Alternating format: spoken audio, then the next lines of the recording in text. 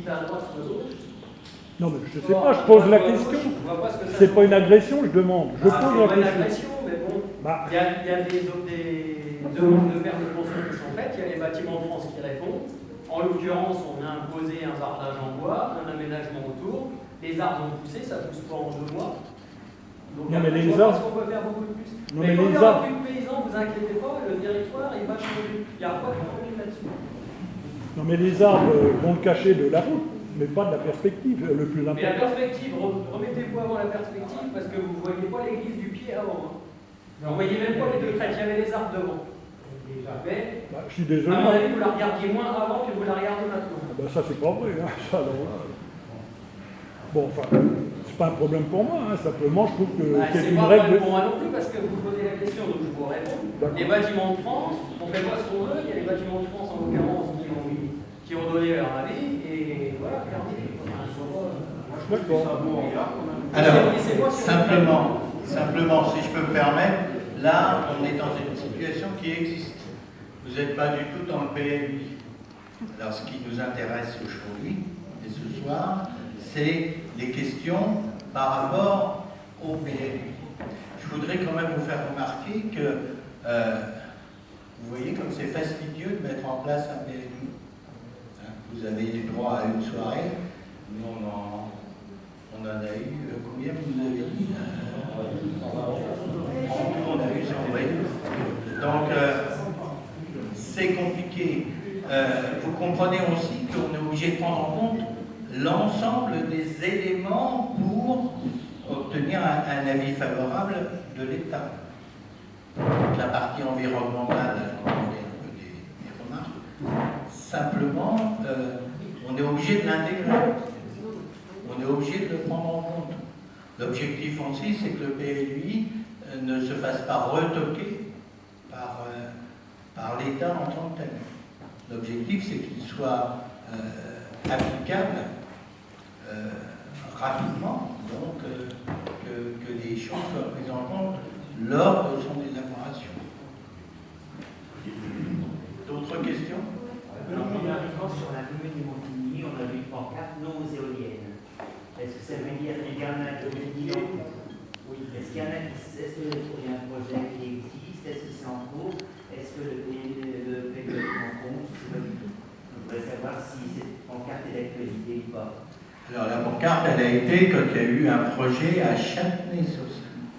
Ce n'est pas des nouvelles pancartes. Non, d'accord. Donc c'était sur un projet d'éoliennes à Châtenay-sur-Seine il y a déjà maintenant quelques années.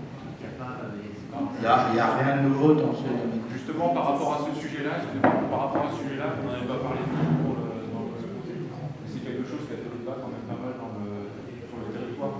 Oui, c'est ça. Alors, oui, il en est fait mention dans le SCOT. C'est pour ça qu'il n'en avait pas fait plus mention que ça sur le PLI. Donc, il en est fait mention dans le SCOT qui n'est pas encore sorti. Il faut que je vous explique. Globalement, nous sommes en train de réaliser notre PLUI, mais le schéma de cohérence territoriale avec la communauté de communes du Provinois, c'est à ce niveau-là que c'est pris en compte, et pas au niveau du PLUI, en sachant que le PLUI doit se conformer aux décisions du SCOT. C'est en ce sens que c'est traité au niveau de l'ensemble d'une région, considérant que des éoliennes peuvent se voir à 15 voire 20 km.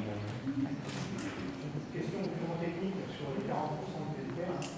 Les 40% qui devront être conservés en pleine terre.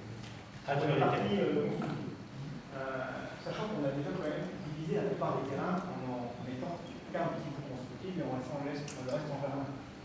Sur un terrain millionnaire, par exemple, on va considérer qu'il y avait une zone de 400 mètres qui serait en constructif et le reste qui serait en jardin.